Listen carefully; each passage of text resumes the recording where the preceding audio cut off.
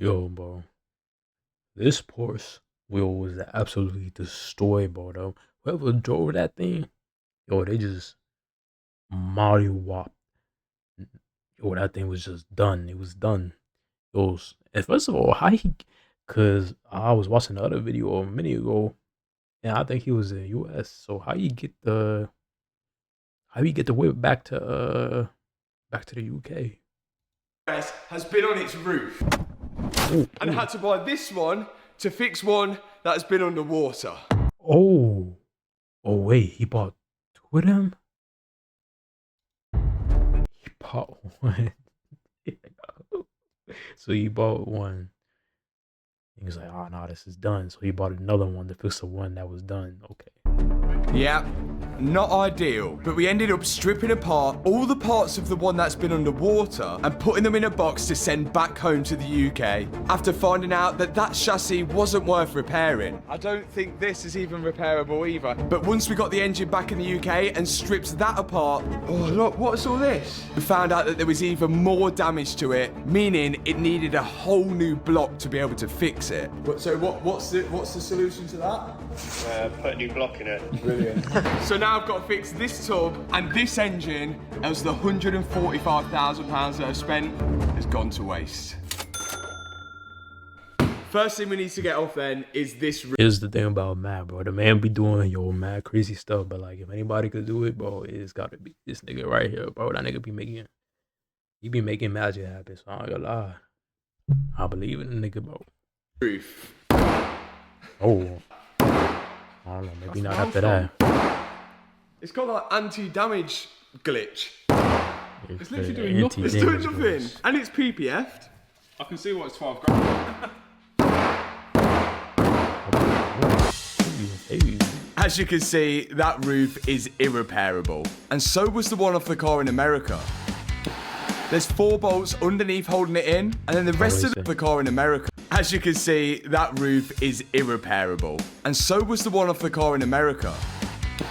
There's 4 bolts underneath holding it in, and then the rest of the roof is sealed on, just like a windscreen is. So I'm using a lot of heat, and then a hammer and a chisel to wedge open the roof. Fire!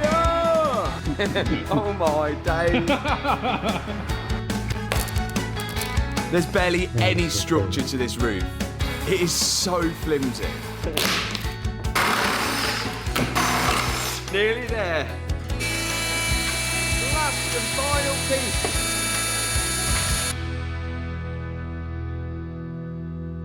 Okay, roof is off, but if it was just the roof, we'd be okay, but it's not. This part of the structure of the roof is damaged, which seems the only structural part of it, and we think the people that sold us this car actually pushed this out to make it look a little bit better, because you can see it's actually broken there, and I think that's broken from pushing it up. So this is going to have to be replaced, but in the UK you can buy structural parts from Porsche, unlike in the US. 220 quid gets us a new roof panel. We've just got to figure out how to fit it, because unlike in the US, where they can't sell you structural parts, UK can sell you structural parts, but they're not allowed to tell you how to fit them. So we've got to work out ourselves. Best way to find out how it was fitted and how we can fit it is to take this one apart and work out how it was put together. So the carbon part of the roof wasn't really much of the structure, but this part was. First off, my dad's drilling out the rivets, which hold on the brackets, which hold on the sun visors. Then I'm on the top of the car with a wire wheel, trying to clean up all the sealer that's on it to expose any rivets or nuts and bolts that might be holding this part on. And it actually looks like the A-pillar is overlapping this roof panel. So it's looking like we've got to remove the A-pillar first, or at least move it out of the way, so we can get this roof panel off. Which means drilling out the rivets which hold this A-pillar on. This should break up the panel bond between the two panels. And between the aluminium A-pillar and the steel structure underneath, there's a lot of panel bond. So look guys, we've got an A-pillar outer skin. So I think from Porsche, they expect you to join it around here. So what I'm gonna do. For now, we're gonna go with the safety bet. I'm just gonna cut the A-pillar a little further than it needs to be at the minute before we have to do a perfect join cut later. I've got to be careful here not to cut through and damage the inner structure. And then surprisingly, on the inside, there's no rivets at all. The A-pillar is just panel bonded and then folded over onto the inner structure of the car, which made it actually pretty easy to remove. And remember, we're just trying to figure this out as we go along. There's no information about this anywhere. Yeah, I gotta lie. This gotta be the worst one yet. Good. For the bin. Oh man, good ones there. It's okay. Good ones. Okay. All of the outer structure is off and inner structure is good apart from this roof. So it looks like we have to take off the outer skin to get to this inner skin anyway. So now we've got to drill this off and off that side as well. And I did buy another A-pillar for that side, but we didn't know whether we were going to repair it or not because there's a few dents in it. But I think we're going to have to take it off anyway to replace that. So that side's going to come off now. And then we can fit this new roof panel. And I think everything should just line up and be self-explanatory. We hope, because we don't think any of this has moved or anything, but that is definitely gone. But let's see. This side A-pillar wasn't actually too bad, but now that we have to remove it anyway to get that roof panel off, we might as well replace it whilst we're there. It saves repairing it. And now I'm working away at getting off that roof panel. Heating up the panel bond so it loses its strength, drilling out any rivets, and then wedging my chisel underneath to pull it apart. Getting 8 ads every 20 minutes is actually diabolical. Meet M.I.A.J, the ad blocker that actually works on Twitch, aka... That was only held in by 9 rivets, 18 rivets, and that's it. Do that side now.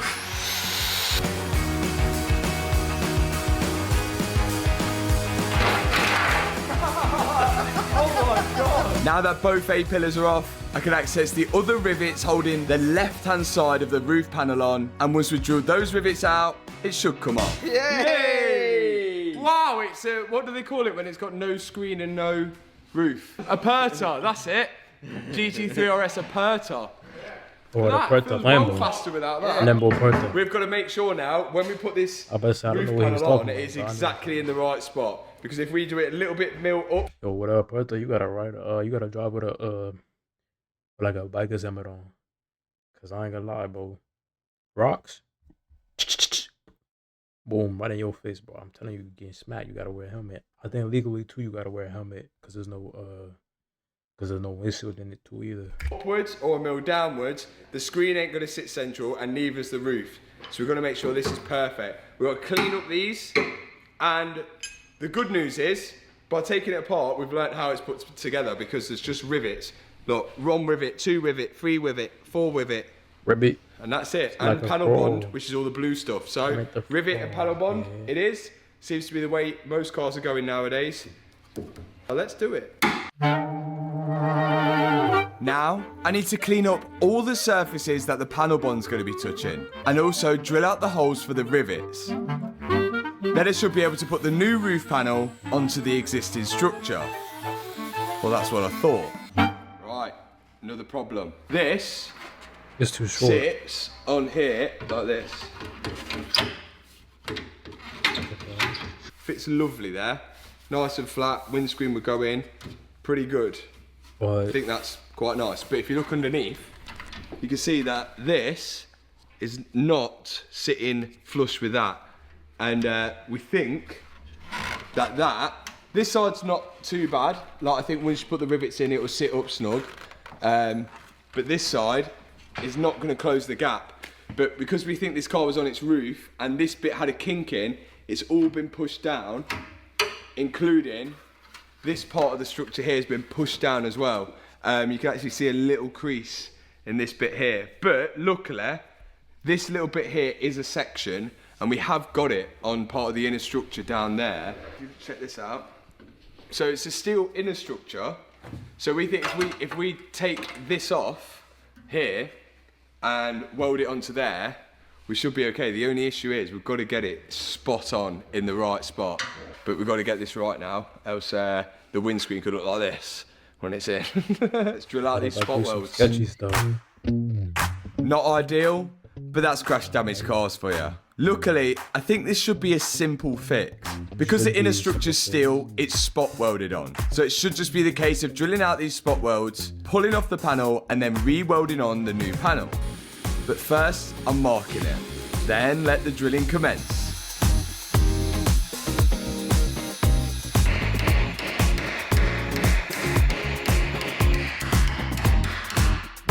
And eventually, we got that steel structure off, and the underside of the panel looks all good.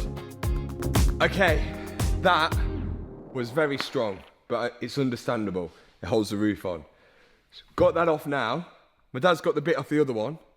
Now we've got to clamp this on and spot weld it, or we're going to plug weld it to the inside of this to make it look like that one over there, like that. So, let's do it. Before we weld anything, I'm just adding a little bit of weld through primer. This will stop it rusting from the inside outwards. Then I could put on my new panel.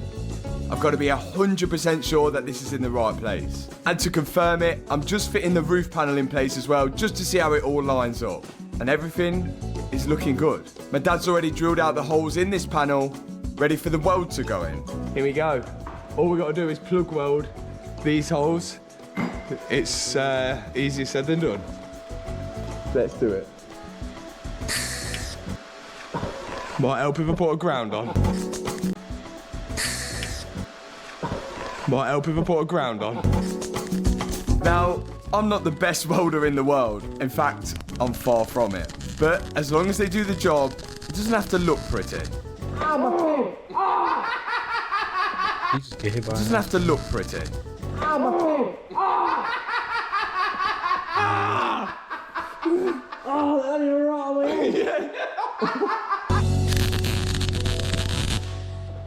They don't look great, but are they going to do their job? Let's find out.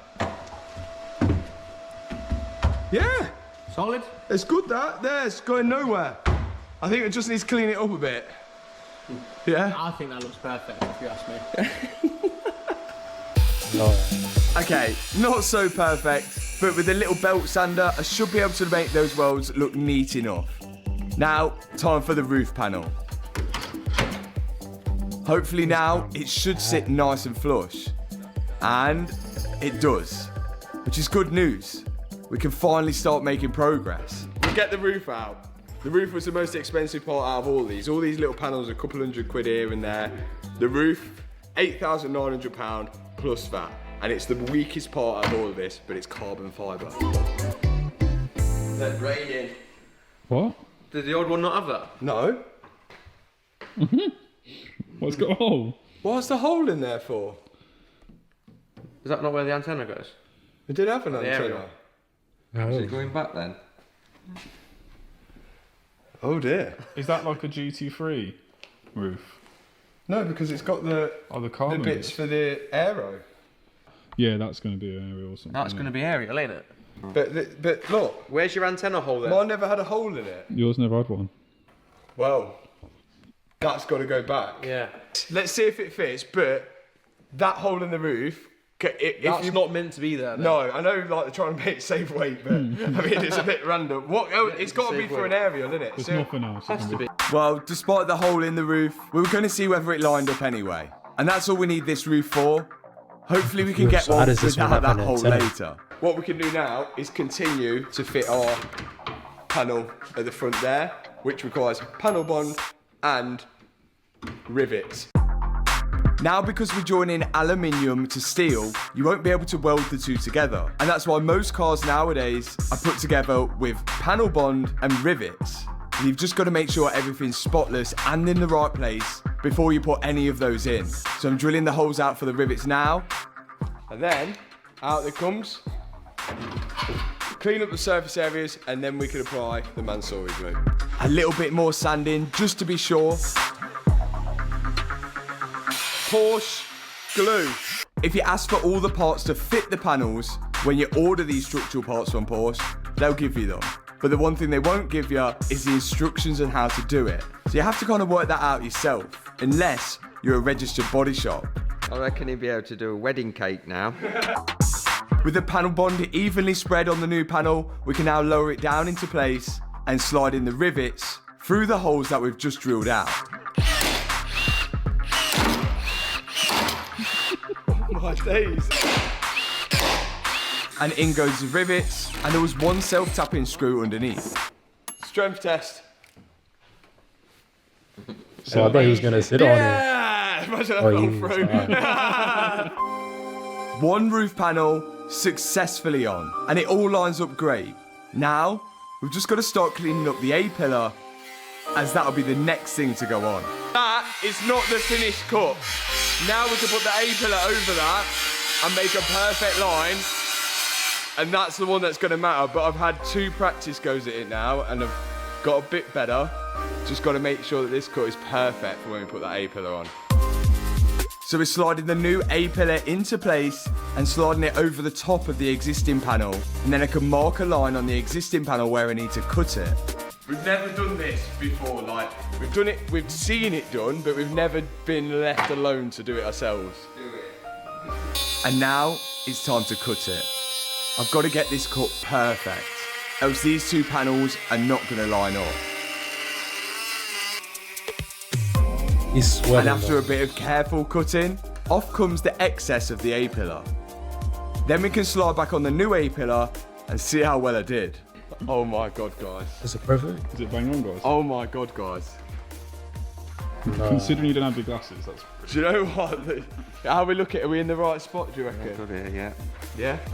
So what you should do as well is slide something in, but you should be able to slide in a bit of metal like that. What I've seen people do before is cut an existing bit of metal off, then slide it underneath the panel on where you're going to join them together. That way it gives you something to weld onto and a little bit more structure underneath where the join is. I've applied some panel bond to my excess bit of metal, then slid it under the existing A-pillar, and whilst we're waiting for that panel bond to set, we can start cleaning up the new A-pillar on all the parts where the panel bond's going to be touching. Then we can be 100% sure that this panel bond's going to set right. Once it's cleaned up, it's time to put the 2-part panel bond in place, making sure we get a nice even spread across the whole panel. Then I'm just going to spread it nice and evenly across it, and it's time to put it in place. There's no going back now. This has to work. Once it's in place, we can slide back in the rivets, all along the front and the top, and then wrap around the inside of the panel onto the inner structure.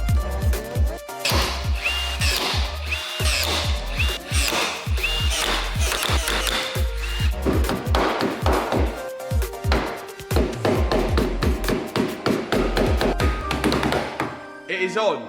The last bit though would be just to do for somebody who's always doing something for the first time, you'd be doing mad and then we'll good. need some body work just to smooth this into this perfectly good rear quarter that we have here.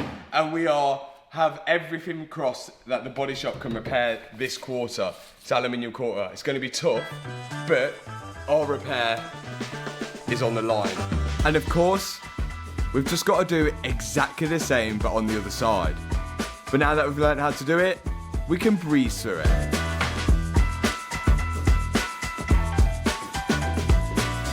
And there is 2 almost repaired A-pillars. We just need the last little bit finishing off now. Bob's here from the machine shop who completely welded up the Gallardo, so this is going to be light work for him. Just got to join it, special welding, aluminium to aluminium. Go. Bob is going to be TIG welding the 2 aluminium panels. That's because this takes a little bit more skill than the MIG welding that I did earlier, especially as it's on a panel that you're going to be able to see. And this welding gets super hot, and it's important not to get it too hot that it warps the panels. But Bob knows exactly what he's doing, and it's already starting to look really good. Once he's got the weld down, he can then clean up his work and start using a sanding wheel to make it nice and flat and flush. Not looking too bad, is it? Good, isn't it? Do you know what's really fun? Making a website on Wix. Hey, we're How Ridiculous 3 And that is pretty much Job done. All done, look at that. Final product. Bob smashed it. If you want to learn how to weld, go to the machine shop. If you also want to borrow some tools and powder coating, what else you got? We've got a workshop. It's like a gym where you can come and use all of our kit. So instead of buying your own kit, you can use ours. And we've got a YouTube channel now as well. Called Machine Shop. Yeah, you can watch Bob on YouTube now as well. Now, this is off to the body shop and we've got an engine to rebuild. Let's go. This is a GT3RS engine, completely stripped. And we had to do this because we found out that the cylinders were full of rust. Look at what we've got. That's pretty cool. A brand new £6,000 block from Porsche. Oh, that's a new block. Backing out now. This thing looks mint. A brand new cylinder block from Porsche. We did have an option to repair the old block, but we never thought it would be as good as it left the factory, as these engines are really reliable. So a new block it is. This what about is a the new start block of too? it. Now all we've got to do is get all of this. I mean, you could have fixed the other block, but I'm like, at that point, well, I don't think it would. I don't think the price difference would vary that big. So if you could, I would have just went with a new block too at that point. Into this. We've not done this before. So first step is split this apart and then we can start building this engine together, which goes together in such a strange way. But hopefully we can talk you through it. Here we go. First off, the block splits in two. We don't need this side just yet. This side will be back later. Are you excited? Well excited. Then we can turn over this side so it's upside down, and then I've got the pistons and the conrods, which I've marked to make sure they go back in the correct cylinder. We're not taking any chances. Conrod, piston rings. See how these piston rings are like a bit wider than the piston? We need to squash these down because these are actually what seals the gap going down the cylinder sleeve. Push them down there without breaking them. And we also have bearings on there. We haven't replaced any of them because they're literally perfect and we've just cleaned them up. Let's go. Remember, this engine has only done a couple of 100 miles, so mainly everything in it is brand new. Now we're using a special tool which is slide the piston down, which squashes the piston rings into the piston, allowing you to put the piston into the block. One piston in. And we've got to do that for all three pistons on this side of the cylinder block, making sure we lubricate them as they go in. We don't want to cause any damage. Okay, 3 pistons in, 3 more to go.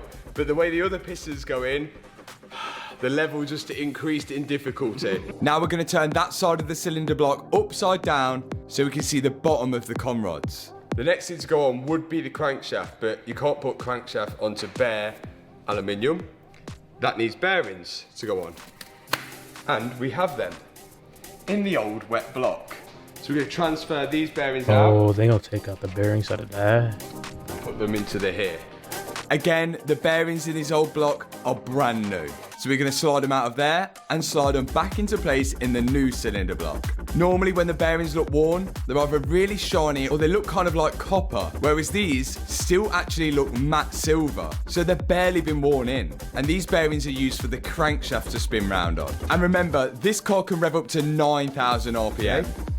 So it's crucial these bearings are good. And we've also got to be careful that if there's any rubber seals like this one, we're switching them over from the bad block onto the good one. I'm just saying that I put a bit of oil on each of the main bearings. I mean, yeah, the main bearings. And I'll also put a bit of oil on the big ends. Because once the crank's in place, we'll struggle to do that. Now you can see the main bearings and the conrods with half of the big end bearings on. And my dad's now just fitting the last thrust washer, which stops the crankshaft going forward and backwards in the block. In goes the crank of the shaft. That thing is big, weighty. Right. These caps, which go on the conrods, they're all made as one whole piece and then they're almost snapped off at factory. So these are going to be perfectly seated to the bottom of the conrods, and that's why they all have names. This one's called HS5B, HH5B, husband. So we need to find husband to go on to husband because the other side will be named husband as well. If we mix them up, big problems. You can just see the bottom of the conrods poking through here. And we've got to now marry them up to the right conrod cap. There's husband. Oh yeah, there is husband. That's husband. There he is. We didn't in fact do husband first because another one was easier to access. The conrod cap slides around the crankshaft and connects to the rest of the conrod. And as the crankshaft rotates, this is what's going to lift the piston and the conrod up and down. Okay, and another crucial part about this is torquing them to spec. You do 10, then 30, then 190 degrees. Really? That's it? We managed to find the torque specs for these big end bearings, and you have to torque both bolts up to 10, then both bolts up to 30, and then turn them both 190 degrees afterwards. Sounds crazy, but I guess they're there for a reason. So we've got to connect each conrod cap up to the rest of the conrod now, and torque them all to spec. And so far, we're looking good. Bottom rods and pistons are in the block. Now the way to do the other side is completely different to that side. Let's get doing it. Here we have my drawing, where this is the bottom left side, and this one will appear to be on here. Issue we have here is, if we put it on like that, if we then put the block on top, the piston won't come in from underneath. So you could go the other way and put this in the block, and then put the block in from underneath, but then you won't be able to get to these bolts to tighten them up. So you have to do a special Porsche way of doing so, and we'll show you how you do that, hopefully. You can see that the piston is attached to the conrod, and that's connected using a wrist pin, and the wrist pin is held in with a little clip. Now we've got to get the piston off this conrod, so we're using this special tool to remove the clip which holds the wrist pin in place. Once we have that clip out, we can slide the wrist pin out and then the piston off the conrod. And now that we have a bare conrod, we can slide it onto the other side of the crankshaft. And then we're going to get the conrod cap and slide it onto the other side of the conrod, clamping it onto the crankshaft. And of course, we've got to torque them all to spec. And I've now got to do this again for the remaining 2 conrods, which will then leave me with 3 conrods attached to the other side of the crankshaft, all torqued up, ready for the other side of the cylinder block to slot over the top of them. Hopefully that makes sense. That's in. I ain't gonna lie, I would want to do this, but I feel like I would do it, put it all together, put the block back together, put the whole engine in, turn it, crank it, and then be like, it's not working. Then I have to take it all apart. Then I realize I did something wrong, then I gotta buy everything, then redo it again. Never to be coming back out. So this is the next stage, is now to put the other side of the block on this side. Then we'll slide the piston through. Imagine the blocks here. If I could do 3D animation, it would be there now. Then we're going to slide this in, like that. Slide that through there, and then we're going to have to use a tool to slide it all the way through into the engine, to slide the gudgeon pin in, to hold that piston in place, like that. Because I'm going to have to do that pin back in for these 3 cylinders. Crazy way. We've never done it like that before. I've never seen it do like that before, but it's quite interesting to see it done. Let's get to it.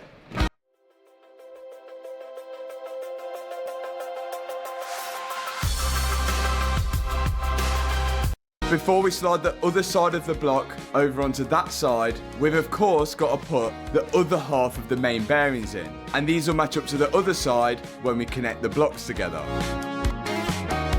When 2 become 1. Just before we lift over the other half of the block, we're just running a thin line of RTV sealant so it creates a nice seal between the 2 block.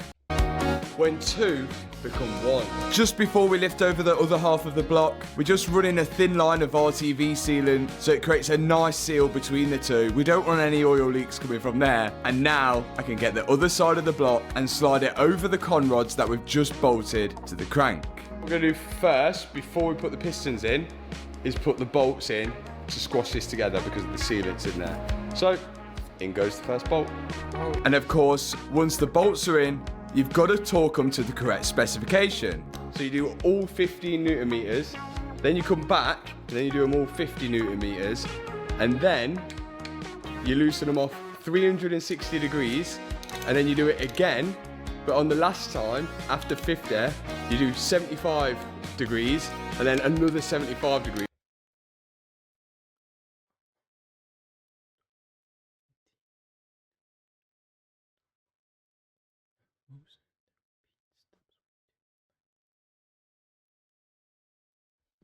Which would total 150 degrees. Why? Why do they do that? I think it's just so people who can't read try not to put an engine together like us. So then we run through all of the bolts, torquing them to the correct spec and tighten them up in the correct order from the middle outwards. Look at That's this. crazy. There's a hole through here, and with that hole you can see straight through onto the top of the con rods, which we're going to have to line up. So now we've got to do the furthest away first. So we've got to get this so we can see it through there. This is a putter in tool. So then this goes in. Whoa, get out of my way. Block. Hey, excuse me, coming through. Boom. Yes. And then that, you see that? That is what's going to help us connect the piston onto that. This is crazy. Look at this tool. It looks like something from 1950. What tools look like that in 1950? Bike pump.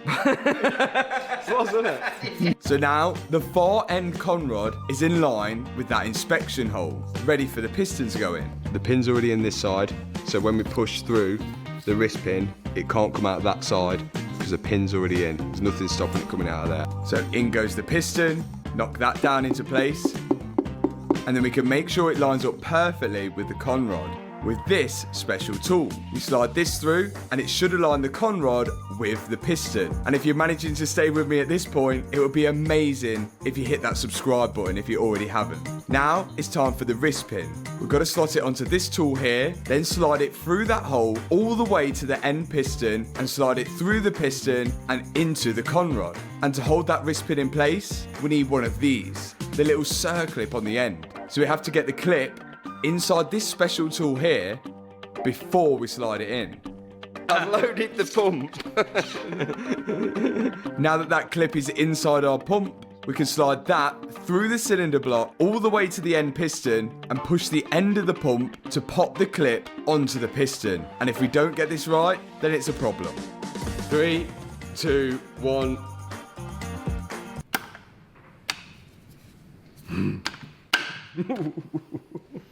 I don't like that sound. Go on then. If it goes ding ding ding ding, we failed. If it doesn't, we may have passed.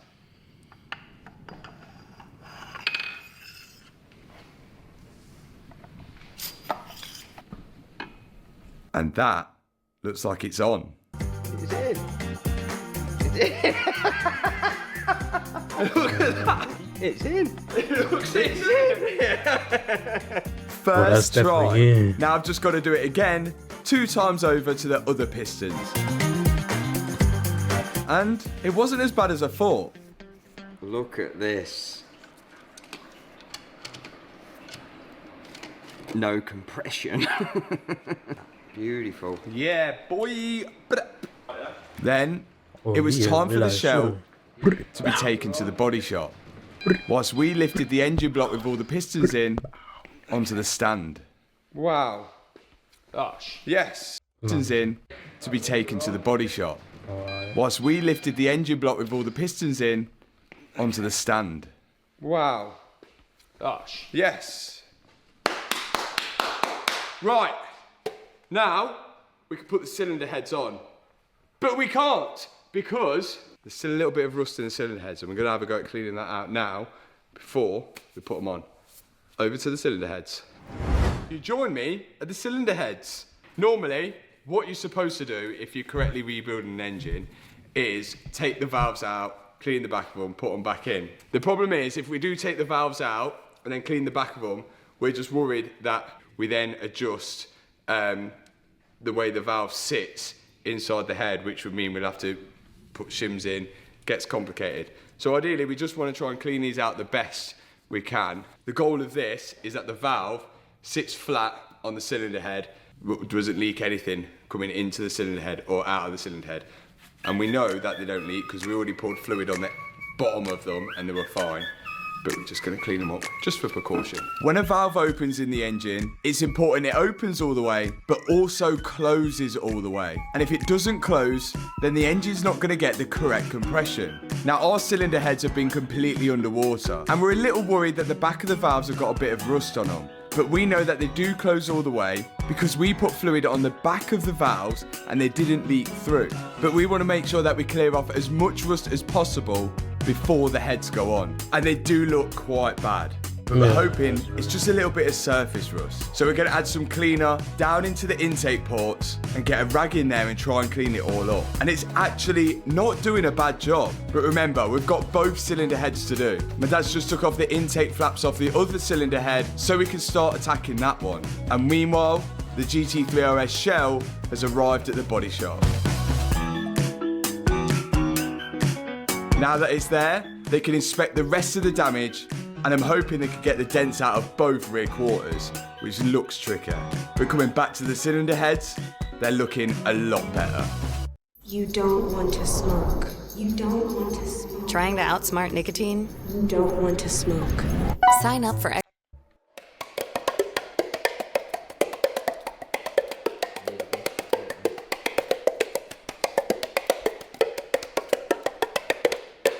Head gasket. Here is our brand new head gasket. But before that goes on, we have no idea what they do, but they were in when we took the engines apart.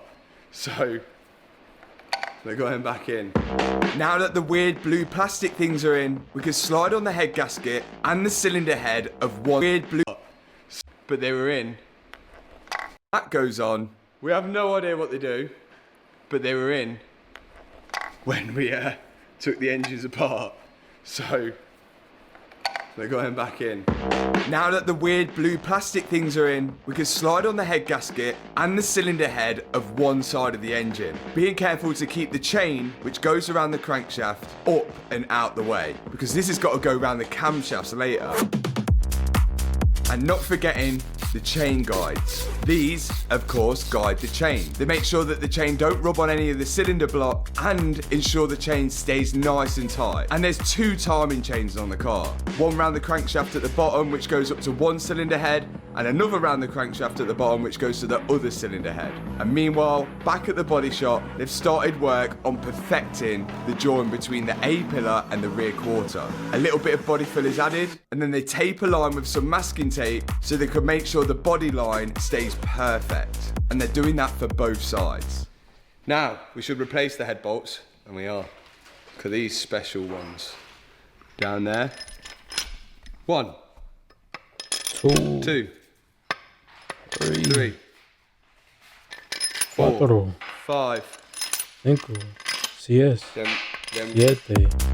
It's back to the rear quarter dents, and the guys are going to attempt to get all of this out with very little use of body filler. I guess this is what you call panel beating. This is such a skill, and you've got to know exactly where to hit the panel in the right place to get those dents out. By sanding down the paint, the guys can see the high spots and the low spots in the dents. Just trying to get these bits up now, so something like that, and then close them right down. This GT3RS is undergoing some serious amount of work, from the body work to an engine build. Yeah. And if this type of work would put you off buying a car, there's a place you can check out the history of what's happened to the car before you buy it. And that's with Car Vertical. By putting in the reg or the VIN of a car, you'll be able to see the full history of it. Whether it's got any outstanding finance, whether it's ever been crash damaged, whether it's been stolen or exported to another country. You can then see a full timeline of the car, whether any ownerships have been changed, registration plates have been changed, and if the car has been damaged, sometimes it'll even show you photos of the car when it was auctioned off at the car crash auction site. So make sure you're checking the cars out before you buy them with Car Vertical, with the link in the description box below. And with my discount code, you'll save a nice bit of money on that check. We've found how to talk these up on the dark web. It's unbelievable, absolutely unbelievable. You need a degree just to read how this works. How many steps are there? How many steps were there? 9. 9 steps to do 8 bolts. 10 Newton meters first step. Step 1 done. 50 now. 50. Okay, do you know what you got to do now? Loosen all. 360 degrees. Step 4 is to go to 4 Newton meters, but that's a joke, so that step can get missed. So we're going up to 12 Newton meters now. Yeah, so they just skipping steps. 65 degrees now, only 1 to 4. Is that right? Yeah. 5 to 8 is 60 degrees. Can somebody explain to me why the outer bolts are not as tight as the inner bolts? By 5 degrees. No, it'll be 10 degrees altogether because you have to do them twice. I know what would happen if you don't do it though. Airbags go off. So now we do the inner bolts 65 degrees, then the outer bolts 60 degrees. And after you've done that, you do it again. There's probably a good reason why. Maybe that's why this engine is so good. And once that they're all torqued up and ready, we can move to the next step. I ain't gonna lie, well, I feel like just Porsche engineers were just like, yo, let's just do some random stuff. And it just worked out. And it was like, nah, all right. Because how do you even come up? Oh, yeah, you gotta turn it 65 degrees and then 10 Newton meters. Like, bro, what? I don't even know. But back at the body shop, they're still working away on that right hand side rear quarter. But it's starting to look a lot better now. You can see it's actually starting to get its shape back. The guys are even repairing the inner structure that they had to cut out to shape this rear quarter back.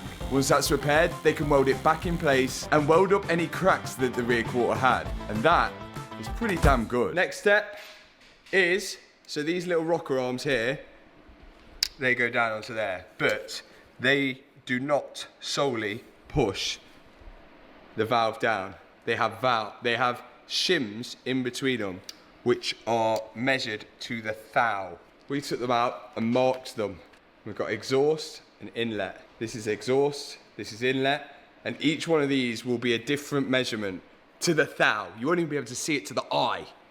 Inlet 1. You can see how these shims sit on top of the valve, and then the rocker arm sits nicely on top. Now, if we had took the valves out and cleaned the top of the valves into the cylinder head, which is called lapping, then we'd risk that the valves would sit closer inside the cylinder head, which would mean that they'll poke out more at the top. And because of that, the shim between the rocker arm and the valve would have had to have been a little bit smaller, which would mean we'd have to order a lot of these shims. So by leaving it the same, all these shims should be the correct size for the valves. Before we put the camshafts inside the head, we've got to make sure that the engine is turned in the right position. So we use this tool here, which goes onto the crankshaft and it turns the engine so the right cylinders are at top dead center. Porsche have actually left a mark on this pulley so you know where it is. And then you can slide this locking pin in to hold the engine in the correct position. We're gonna try a cheat way, but we're gonna try it nevertheless. So here it comes. So we're gonna absolutely wallop this in and put it over the chain, yeah? We're gonna try and do it. Rear left. You should remove this little end cog, but it is odd. Now I'm gonna put in the intake camshaft. When this turns round, it'll open and close the intake valves. This matrix bit here should be facing upwards, and this tool that slots on over here locks that in place so it's exactly right. But I think we're gonna struggle to do this. And here comes the exhaust camshaft. You'll notice that this one doesn't have the variator, the thing that looks like a sprocket on the end, because we removed it. And that's what you're supposed to do when you're fitting these. But we're just trying to see if we can do it in a shortcut way. Now we're using these blocks to hold the cams in place, and then we're gonna try and slide on the exhaust cam variator. The thing that looks like a sprocket, which the chain sits on. But because we didn't take off the intake side, it was quite a struggle. So it looks like we're gonna have to loosen the intake side as well. So that's loosened now, look. So that can spin on its own without the camshaft spinning. Should now be able to put both on. And who would have thought doing it how you're properly supposed to do it worked? Come on. Yes! We're on! So these are on, but we still will be able to spin the crankshafts and keep that in the same spot. Okay. I dare you to let me build you a completely free e-commerce store preloaded with 20 handpicked products that are trending all over the So now we know the bottom half of the engine is in the right place because we put the pin in. We've got to make sure that the camshafts are in the right position before we tighten everything down. We don't want any valves hitting pistons because the engine isn't timed. But before we did that, we realised we made a huge mistake. Oh no. Oh no. What did they do? I told you how long was it going to be until we go 5 steps forward and then 3 steps back. This is more like 10 steps forward, 20 steps back. And what did your dad say? It's gone well so far. As we've just found out, we've made a grave mistake. On this cylinder block here, this is marked G, G, G, G, G, G, G. What that means doesn't matter to anyone. No one needs to care what that means unless you're replacing your cylinder block, which we did. And these actually relate to the bearing size you need on the main bearings which sit inside here. If you remember, this was one of the first jobs we did when we started building this engine. No. The bearings that the crankshaft sit on. And G means it's a mid-sized bearing, so we can do G, G, G, G, G all the way along. And we was like, okay, that's fine as long as that says all G's, but it doesn't. You can see on our old block, there's 8 G's. 8 bearings, all middle size. But on our new block, there's 3 G's, a B, another G, 2 B's, and then an R. Meaning some bearings are slightly smaller or slightly bigger. Are you chancing it? If I chance it, it's going to be in my mind the whole time, innit? Plus, if you ever sell it, the person that buys it will know. Yeah, and it's not a small job, is it? It's not, you're like, oh yeah, car's mint, all you need to do is change those 2 bearings in the crank. I can't be going around a racetrack at 9,000 RPM on the limiter, going bap, bap, bap, bap, bap, thinking, is that bearing gonna hold up? Do you know, to get them out, we've got to take out everything. The gudgeon pins, everything. The pistons, everything. Yeah, done. The whole past couple of days is a waste. Well, the sizes are only going to be minuscule difference. But no, they gotta go through the whole torque. They gotta torque everything back once they put it to, yo, I'd be mad tight, but I'd have to take a break. And if Matt just moves the red line down on the gauge, instead of 9,000, we can just colour it in to like, what, 7.5? This is all to do with how the block's made, out of cast aluminium. And not every block is exactly the same, hence why they made different size bearings, just in case the cast is a little bit bigger or a little bit smaller. How much it will matter, I'm unsure. You gotta think that that's both sides of the shell, so it's a clearance thing. Yeah. So, alright, you could say the ones that are bigger clearance, maybe not a major problem, but the ones that are a tighter clearance, I'd want to check how tough. If you're a betting man, you'd probably say 75% you'd be alright. You want to take that risk? And if it goes, it'll do more damage than just a block. Right. Okay. Everyone has just watched all the way up to this video. All you need to do now to know what we're doing is just rewind it. That's all we're doing. Twice. I can't take the risk of just winging it. This engine has got to come.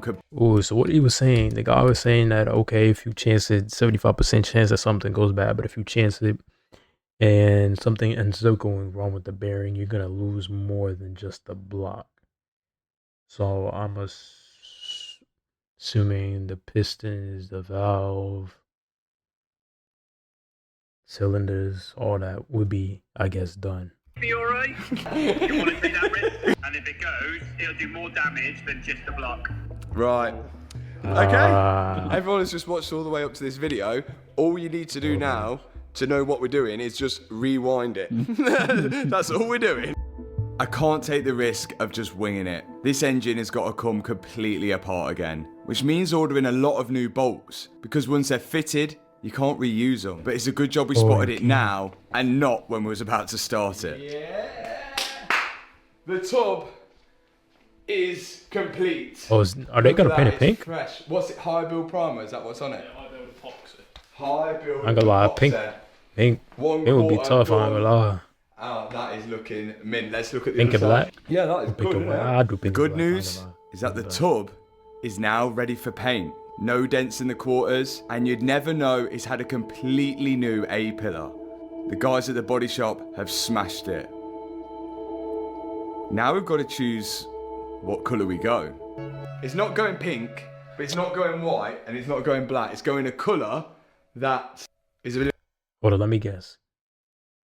Green. little bit different, so I'm hoping it is really nice. We're going to see that in the next video, because now we've got to strip apart that engine and rebuild it all over again. Yeah, but next I have fun time, with that. this will be all painted. Thanks so much for watching the video. If you enjoyed it, hit the subscribe button, hit the thumbs up button, and I'll see you in the next video. Peace out. I've been very busy today. I've watched my son drilling holes. How's your day been? I've been drilling holes and my dad's been watching me. Why is everyone Yeah, I can't deny. Well, that song is mad catchy. But I ain't gonna lie, that's crazy. They had put the whole block together and all that. And now they gotta take it back apart, order new bolts, because he said he can't reuse them bolts. That's crazy. But I ain't gonna lie. For the color of the Porsche,